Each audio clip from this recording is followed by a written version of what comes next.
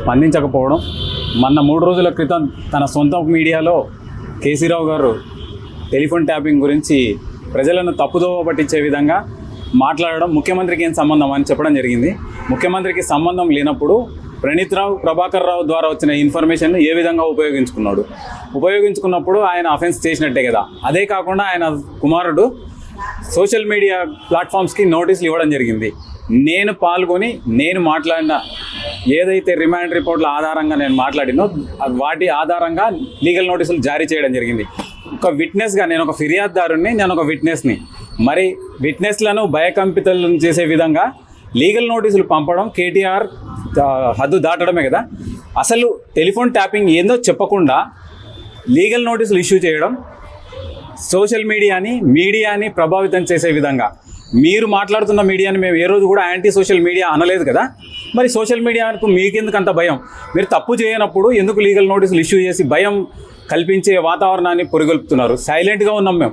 అయినా సరే మీరు చేసే కార్యక్రమాలు ప్రజల శాంతిని, సౌభ్రాతృత్వాన్ని దెబ్బతీసే విధంగా, సైబర్ టెర్రరిజానికి అనుకూలంగా మీరు చేసిన ఈ కార్యక్రమాలు ఖచ్చితంగా మీరు శిక్షార్హులు.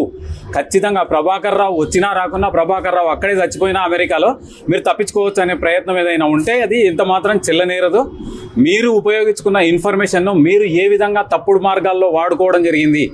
ఎన్నో కేసులు అయినాయి, అయినా సరే 2-3 కేసులతోనే కాలం గడుపుతున్నారు పోలీసులు. అది కాదు, ఏ కేసుకు ఆ కేసుకు కాజ్ ఆఫ్ యాక్షన్ వేరు. కాబట్టి ఖచ్చితంగా అన్ని కేసుల్లో ఎఫ్ఐఆర్లు విడుదల చేయాల్సిందే, ఎఫ్ఐఆర్లు నమోదు చేయాల్సిందే, విచారణ చేయాల్సిందే. ఇప్పుడు సంబంధితులందరూ కూడా ఇక్కడే ఉన్నారు. వాళ్ళు మళ్ళీ దేశం దాటిపోయేంత వరకు వేచి చూడకుండా ఇమ్మీడియట్గా వాళ్ళను అరెస్ట్ చేయాలి. సైబర్ టెర్రరిజం అనేది లైఫ్ ఇంప్రిజన్మెంట్ ఉంది. కాబట్టి ఇదేదో మళ్ళీ చెప్తున్నా, చిన్నపిల్లల పుట్టుపంచ కార్యక్రమం కాదు, పెళ్లి తంతు కాదు. కాబట్టి నోటీసులతో కాలయాపన చేయకుండా ముఖ్య నిందితులు ఎవరైతే ఉన్నారో సైబర్ టెర్రరిజానికి పాల్పడి ఇజ్రాయిల్లో ట్రైనింగ్ ఇప్పించి ఆఫీసర్ల ద్వారా ఇన్ఫర్మేషన్ సేకరించిన ఎవరైతే అప్పటి ముఖ్యమంత్రి, మంత్రులు, వివిధ జిల్లాల్లో సర్వర్లు ఏర్పాటు చేసిన వాళ్ళందరినీ కూడా ఖచ్చితంగా కఠినంగా శిక్షించే విధంగా ఇమ్మీడియట్గా చర్యలు ఉండాలి. ఇవాళ ఫిర్యాదు, నేను గతంలో ఇచ్చిన ఫిర్యాదును నేను పోరాటం ముందుకు తీసుకువెళ్ళదలిచిన, హైకోర్టుకు వెళ్ళాలంటే నాకు కూడా ఆధారాలు ఉండాలి. కాబట్టి ఫ్రెష్గా నేను ఫిర్యాదు చేయడం జరిగింది.